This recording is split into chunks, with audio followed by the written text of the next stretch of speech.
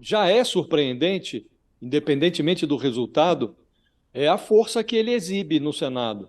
Depois de tudo que nós assistimos, depois de tudo que o Bolsonaro está enfrentando agora, no período pós-presidência, o isolamento do Bolsonaro, a precariedade do comportamento dele, a invasão aos prédios dos três poderes, depois de tudo isso, o bolsonarismo é que revela uma força no Senado. E é muito impressionante o aparato eletrônico, virtual, que se montou em torno do Rogério Marinho. Então, todo aquele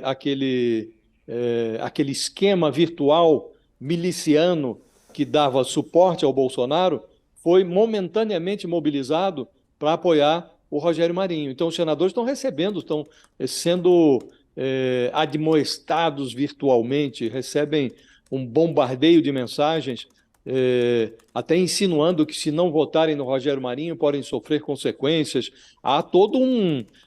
O próprio candidato em privado falou: olha, vamos pegar leve aí, vamos fazer a campanha, mas de forma civilizada, porque acaba sendo contraproducente, porque o que está em jogo agora não é o eleitorado brasileiro, mas um colégio eleitoral restrito de 81 senadores. Então é muito impressionante a força que o bolsonarismo ainda demonstra no Senado, depois de tudo o que se descobriu e o que vem sendo descoberto sobre o Bolsonaro e os bolsonaristas, depois daqueles atentados golpistas do dia 8 de janeiro. Então, isso já impressiona.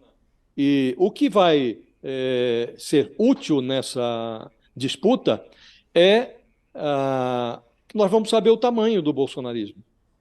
Então, É. vença ou não o Rogério Marinho, nós vamos ter uma noção qual é o tamanho do Bolsonaro no Senado. Hoje deveria ser nulo a expressividade do presidente num país convencional, lógico, o Bolsonaro não teria mais nenhuma força no Senado, mas impressiona a força que ele ainda detém. E o que se imagina, Fabiola, é que num futuro, a médio prazo, os hoje bolsonaristas vão buscar outras alternativas, até porque o Bolsonaro ele está tão cercado judicialmente que ele não parece ter muito futuro político, mas impressiona que esse conservadorismo ainda busque no Bolsonaro inspiração para sobreviver. Já deveriam estar buscando outras lideranças. Vamos saber aí qual é o tamanho com essa disputa no Senado. Todas as análises até então vistas por todos os comentaristas e por todos aqueles que cobrem e acompanham o Senado apontam exatamente no sentido contrário.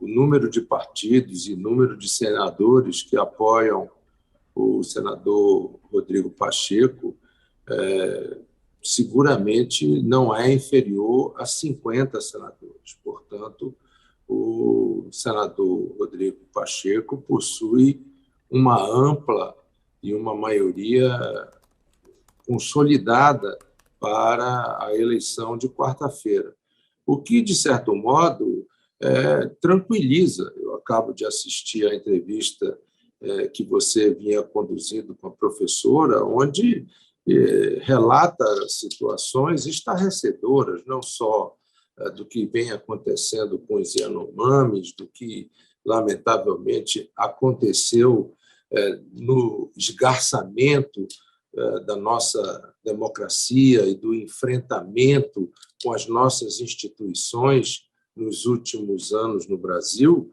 o que demonstra de que o compromisso com a democracia, com o cumprimento da Constituição, com a segurança jurídica, com a normalidade do funcionamento das nossas instituições, é fundamental para que o Brasil possa retomar o crescimento econômico, voltar a gerar emprego e trazer paz social para o Brasil. Eu acho que dois pontos merecem uma atenção especial nessa decisão do ministro Barroso desses últimos dias. A primeira é o reconhecimento da gravidade da situação que hoje se constata em relação aos povos indígenas Yanomami e a participação que o governo anterior teve para que essa situação chegasse a esse estado, né, de gravidade absoluta.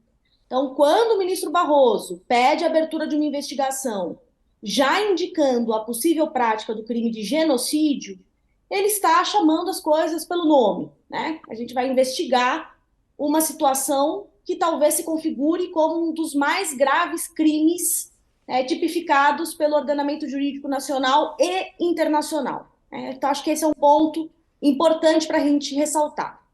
O segundo é para quem ele pede a abertura dessa investigação.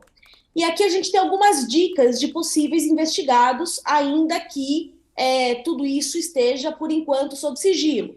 Nós temos a Procuradoria-Geral da República sendo instada pelo ministro Barroso, o que dá a entender que nós temos pessoas com prerrogativa de foro que podem ser investigadas, né? Então, alguém que teria ali um foro privilegiado, isso pode incluir, inclusive, senadores, né?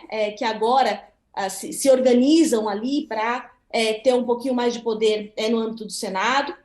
Foi também notificada a própria Polícia Federal, ou seja, para pessoas que não tenham prerrogativa de foro, uma investigação que pode seguir independentemente do aval do Procurador-Geral da República, e também o Ministério Público Militar.